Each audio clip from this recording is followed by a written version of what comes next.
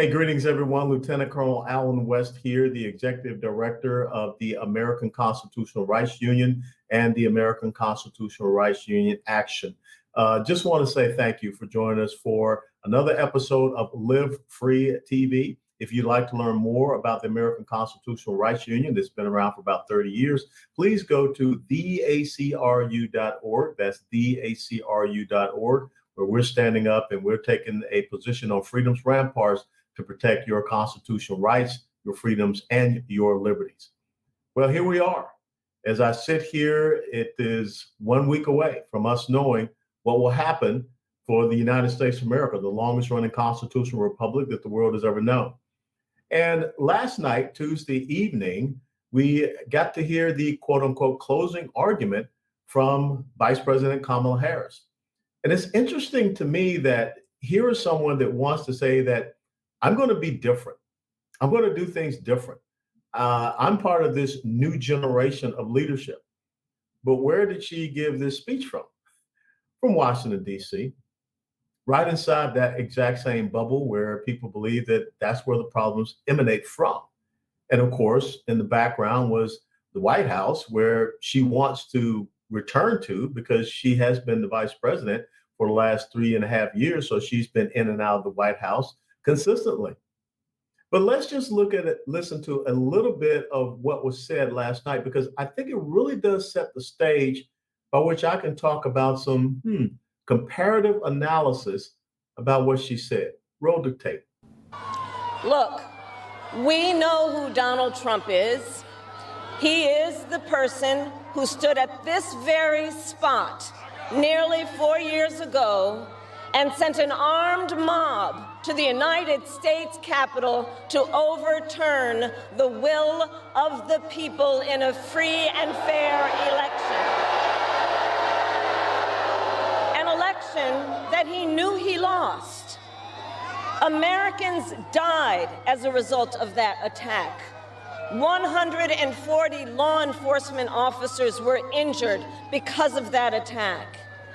And while Donald Trump sat in the White House watching as the violence unfolded on television, he was told by his staff that the mob wanted to kill his own vice president. And Donald Trump responded with 2 words: so what? America, that's who Donald Trump is.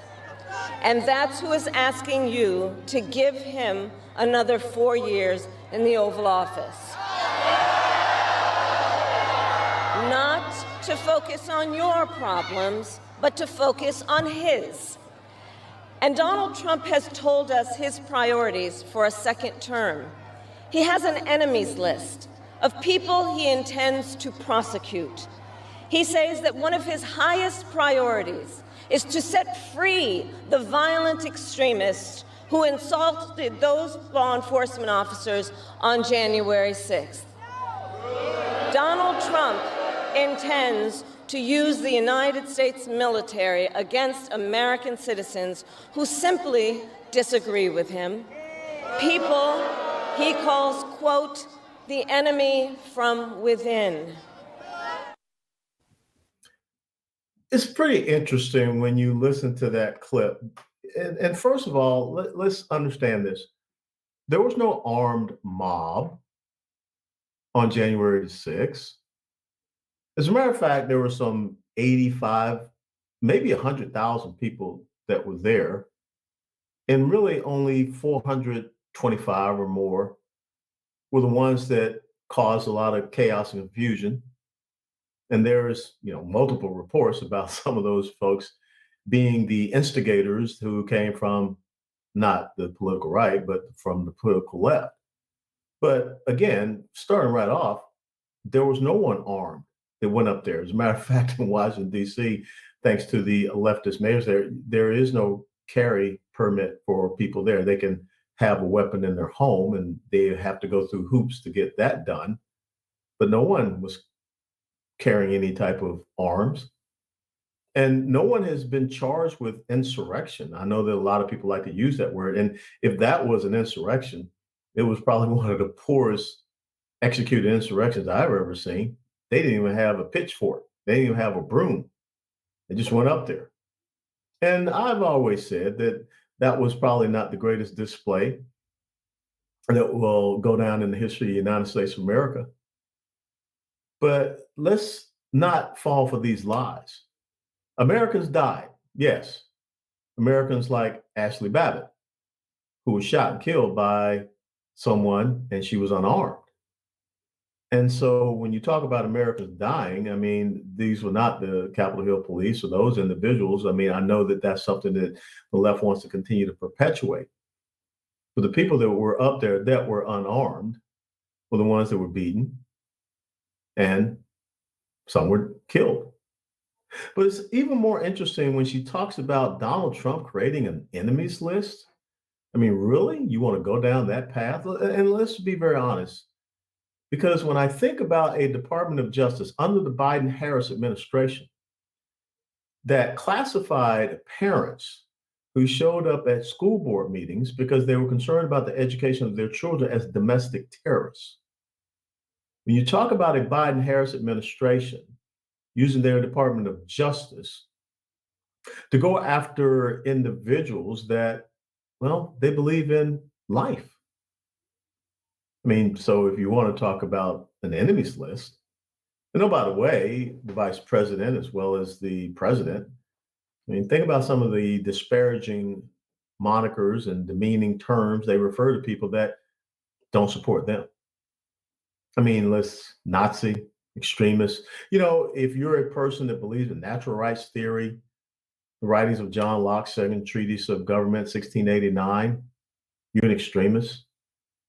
Joe Biden even said that if I didn't vote for him, well, I'm not black. I didn't know that the level of melanin in my skin determined how I should be voting. I thought that I had a brain and I could think for myself by analyzing the Declaration of Independence, the Constitution of the United States of America, reading the Federalist Papers, understanding our fundamental principles and values. But no, all of a sudden I'm demonized and denigrated. And the other thing, when she starts to talk about President Trump releasing some of those people from the DC gulag where they have been put in solitary confinement, treated horribly. I mean, it kind of reminds me of the old Bastille, the French prison back in the day. But here is a vice president who raised funds to help with the release of violent criminals who actually burned down a city, burned down a police precinct. But oh, no, those people were on our side. That is really not a violent protest. That's okay. That's not an insurrection when you burn down a police precinct.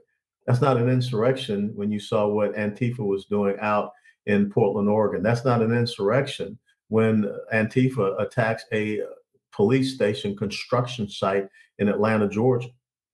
That's okay.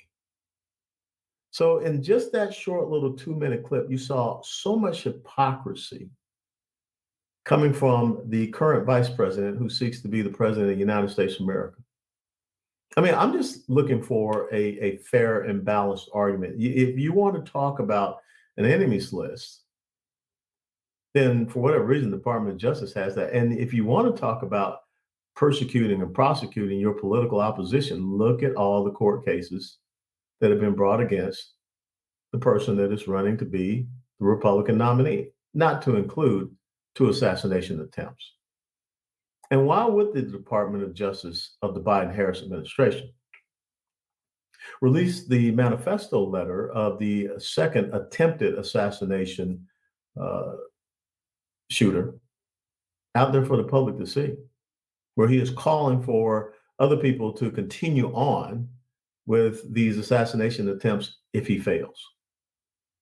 So I'm just, we have a saying down south: don't be the pot calling the kettle black, because that's exactly what we saw in these past 2 minutes. And when Vice President Harris talks about that is who Donald Trump really is, well, I want to play a little short clip that helps us to understand who Kamala Harris really is. And we're going to talk about the policies of the Biden-Harris administration, because after all, she did say that Donald Trump is not focused on your problems, the problems that were created by roll the clip. Would you have done something differently than President Biden during the past 4 years? There is not a thing that comes to mind in terms of, and I've been a part of most of the decisions that have had impact. There's not a thing that comes into mind that she would do different. And she's been part of most of the decisions. As a matter of fact, later on in that little clip with Sunny Hostin of The View, she said, I have no regrets. So let's talk about this from that policy perspective, because Vice President Harris can stand there in a very beautiful setting. And I didn't watch the speech, I listened to the speech. And I think that that's something that people should do. And it's definitely, of course, when Barack Obama was speaking, don't get caught up in all of the fanfare and all of the settings. Listen to the words. And so when you listen to the words of Vice President Kamala Harris last night when she gave her closing argument speech there in Washington, D.C., right in the middle of the quote unquote swamp, she really is no different. She has said she's not going to be indifferent. She has said with the interview with CNN's Dana Bassett, my policies, my principles, my values, I think that's the exact word, my values have not changed. But let's just think about what it means when she says that she would do nothing different, that she has no regrets. So in other words, the Biden-Harris administration came in and took over an economy, which on the backside of COVID, that was a pretty horrific thing for the country to go through. But yet, we still had a 1.4% inflation rate. The Biden-Harris administration, with their troubling economic policies, saw that inflation rate go from 1.4% to 9.1%. Nothing to do with the Ukraine war. It had everything to do with their excessive spending. And oh, by the way, the excessive spending of the Biden-Harris administration to this point is somewhere between $7 and $7.2 trillion. Donald Trump, in his 4 years of president, about $3.3 trillion. Still a lot for someone like me, a fiscal conservative, but yet is nowhere near the excessive spending that we have seen. And also, there was a 6% GDP growth rate at the time when the Biden-Harris administration came in. I think our GDP growth rate right now is somewhere between 3 and 3.5%, nowhere near where we were. They talk about recovering jobs. Well, that's what they did. They recovered the jobs that had been lost during COVID, but also the Bureau of Labor Statistics did a huge revision of their jobs back in fall, earlier this year, August, September, 818,000 jobs they claim had been created. They were ghost jobs. So I guess that you wouldn't do anything different as far as the economy. You wouldn't do anything different with the Inflation Reduction Act. It really has not brought down inflation. And oh, by the way, you can say that we've taken it from 9.1% down to some 3 to 4%, but year over year inflation of the Biden-Harris administration is some 20%. Food commodity prices, I mean, so many aspects of our economy have risen, from 25 up to 50% inflationary pricing. And we see that when you go to the grocery store. You see that when you go to the gas station. And speaking of the gas station, I guess that what she said is that I would not do anything different in putting a boot on the neck of the American oil and gas industry. Think about the fact that, I live here in Texas. And we were once energy independent under the Trump administration, producing, consuming, net exporter of our energy resources. Here in Texas, Port Arthur, Texas was the #1 exporter of liquefied natural gas in the world. But she has no regrets. She would not do anything different from the fact that they issued a moratorium on liquefied natural gas exports out of the Biden-Harris administration. So the problems that we are seeing at the grocery store, the problems that we're seeing in that Americans are not able to go out and afford a new home, not even able to go out and really get a new car because of the interest rates being so high. These are problems that they created. And I will tell you that President Trump was focused on those problems. President Trump corrected those problems during his administration. They reversed them. If you want to talk about the biggest problem, the biggest reversal, Look at the border. In the first 3 months of the Biden-Harris administration, some 91 to 93 executive actions took place, unconstitutional. We've shared with you many times in the Colonel's Constitutional Brief on this website, thacru.org, about Article 4, Section 4, the guarantee clause. The federal government, the United States, is supposed to guarantee to every state to protect them from invasion. So Kamala Harris will not do anything different. She has no regrets about the fact that she was just recently in Houston, Texas. Jocelyn Nungare, a 12-year-old girl, was brutally raped and murdered by 2 members of the Venezuelan gang Tren de Aragua. I did not hear Vice President Harris mention that gang. I mean, she said that she was going to do what was necessary to stand up and fight against transnational narco-criminal terrorist organizations. She hadn't done that to this point. She's been there for 3.5 years as vice president. She has said that she has no regret, that there's nothing that comes to mind that she would do different from the Biden-Harris administration. So how many more 12-year-old girls have to be brutally raped and murdered? Laken Riley. How many more young nursing students like her have to be killed? The 37-year-old woman, mother of 5, out of Maryland. How many more? How many more apartment complexes have to be taken over? We're seeing that happen here in San Antonio, Texas. Tren de Aragua is going into middle schools in Houston to recruit members. But let me share these numbers with you because, again, I want you to understand that no matter what Vice President Harris said in her quote unquote closing arguments, the proof is in the pudding. And the issues and the things and the ramifications we've seen of the policies of the past 3.5 years of the Biden-Harris administration, of which she said that she would not do anything different. Nothing comes to mind. She has no regrets. 425,000, the ICE, Immigration and Customs Enforcement, ICE, released this number about 3 Fridays ago. 425,000 criminal illegal immigrants in the United States of America, to include 30,000 rapists and murderers. But she wouldn't do anything different about that. Would you have done something differently than President Biden during the past 4 years? There is not a thing that comes to mind in terms of, and I've been a part of most of the decisions that have had impact. The number 425,000 of criminal illegal immigrants in this country, reported by ICE, that's on parity with the active duty end strength of the United States Army. It's more than the active duty end strength of the United States Marine Corps, which I think is like 180 to 190,000, smallest Marine Corps since World War I. But she wouldn't do anything different about that. 250,000 deaths over the past 3.5 years to fentanyl, a chemical war attack against the United States of America because of the open borders policies that Vice President Harris has allowed to happen. But somehow we're supposed to believe that if she becomes president, a magic wand is going to come over her, pixie dust, and she's going to do something different when she's had the past 3.5 years.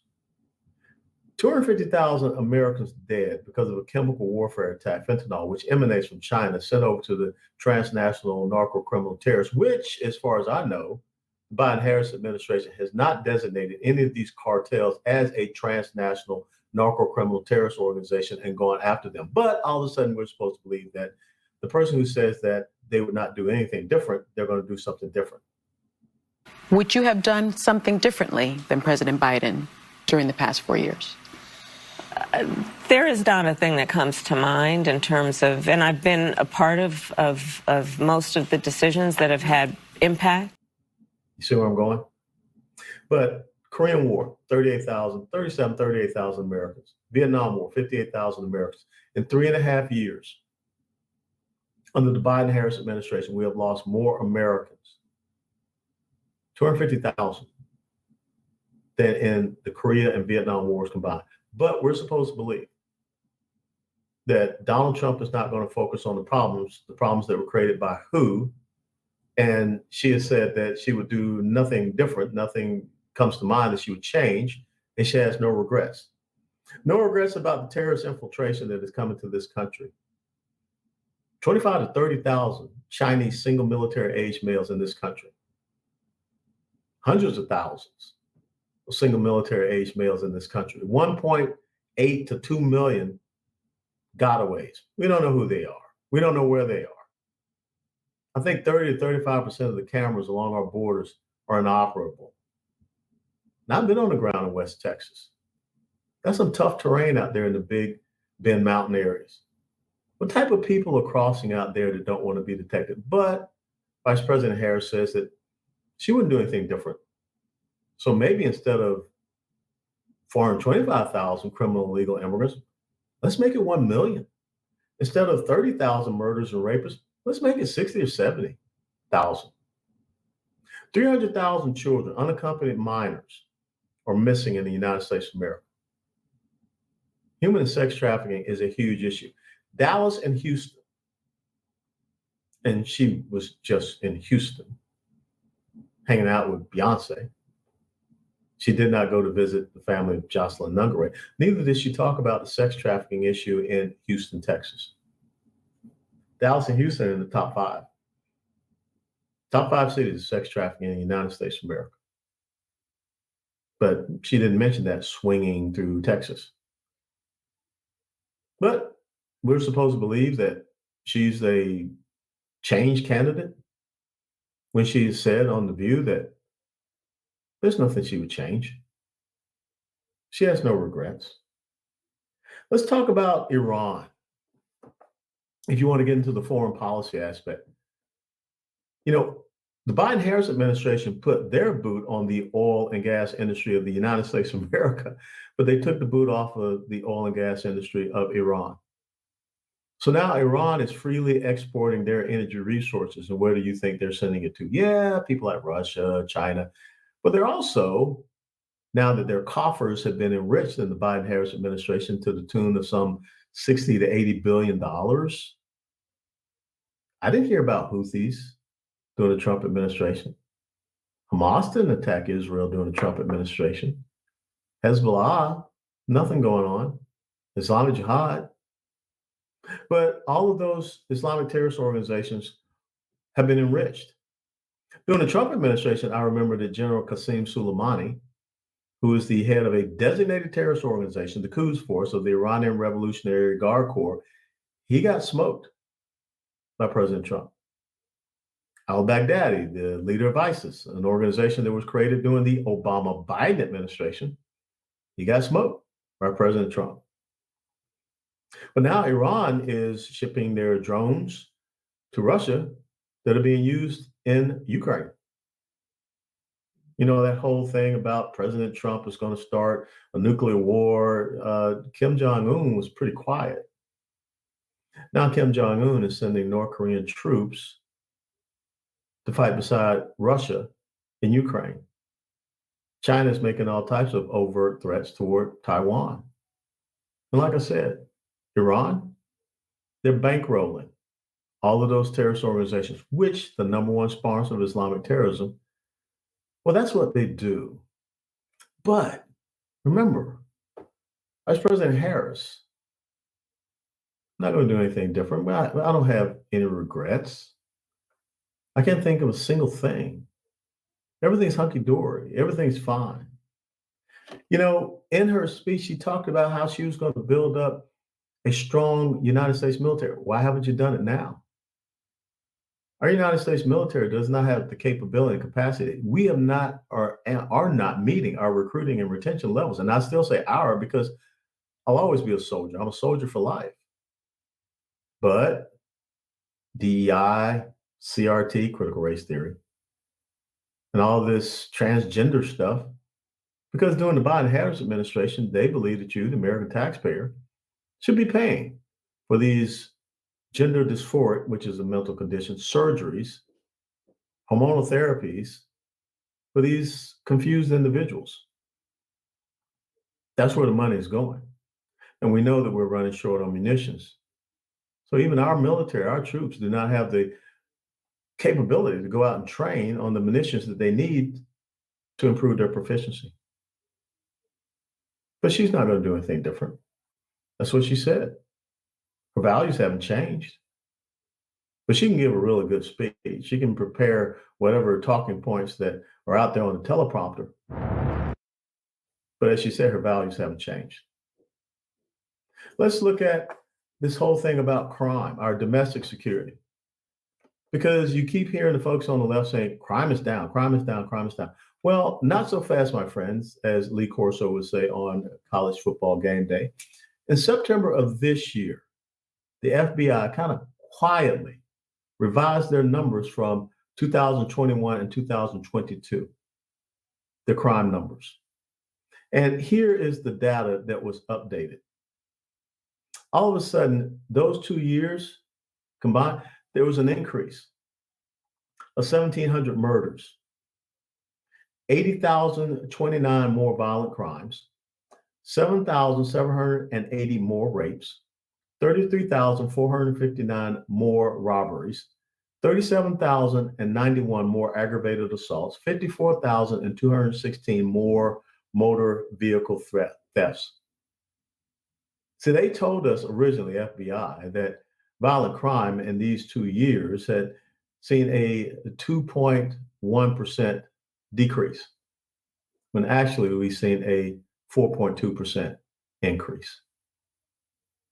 But the person that says that we need to look at defunding the police, the person said that we need to look at reimagining ICE, the Immigration and Customs Enforcement Agency that would make sure that they do their job in deporting people that are here illegally, like the 425,000 criminal illegal immigrants that have come in during the Biden-Harris administration, which Vice President Harris has said on The View, she wouldn't change anything, wouldn't do anything differently.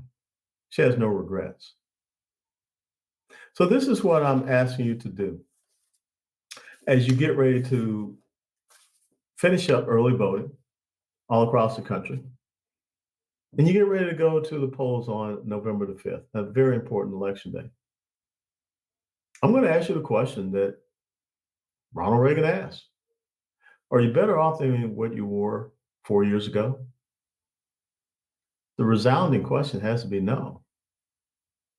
But if you think that you are not better off, then all of a sudden, President Joe Biden says you're garbage. Vice President Harris and most of the people on the progressive socialist left says that you're a Nazi, you're an extremist, you're unstable, you're unhinged. If you believe in the Constitution, if you believe in the rule of law, and you believe in the federal government being in a box which restricts them from being able to, well, tell you what type of car you can drive, food you can eat, type of appliances you can have in your home, the amount of water that you can flush in your toilet. To me, that's dictatorship. When you're telling me in my home how I can illuminate my house, I think that's an incredible overreach. That's the type of tyranny that we don't want to have.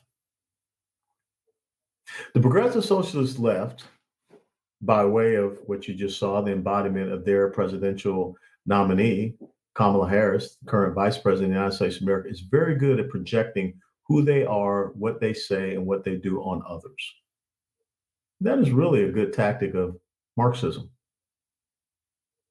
And furthermore, what type of judgment does Vice President Harris have to select someone to be her running mate, and when asked to deploy with his unit into combat, he turned tail and ran away from him? That's a coward. Especially, I think I can speak to that issue, having been in several combat zones myself. When the nation called, I answered the call.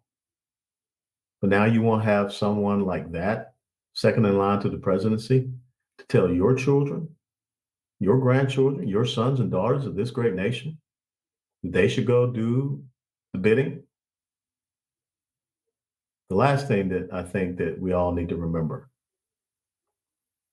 Vice President Kamala Harris says that I was in on every major decision and that she would not do anything differently. then she has no regrets. The greatest strategic, operational, and tactical debacle that this nation will ever know was the withdrawal from Afghanistan. You cannot put that on President Donald Trump, former President Trump, although they are trying to do exactly that. 11 Marines, a soldier and a sailor, lost their lives because of the incompetence of the Biden-Harris administration. A decision that obviously she was part of and agreed with, because she has been on record saying she was the last person in the room when that decision was made. Do you really believe that that's the person that is qualified to be the commander-in-chief and the leader of the free world? I tend to say no. What say you?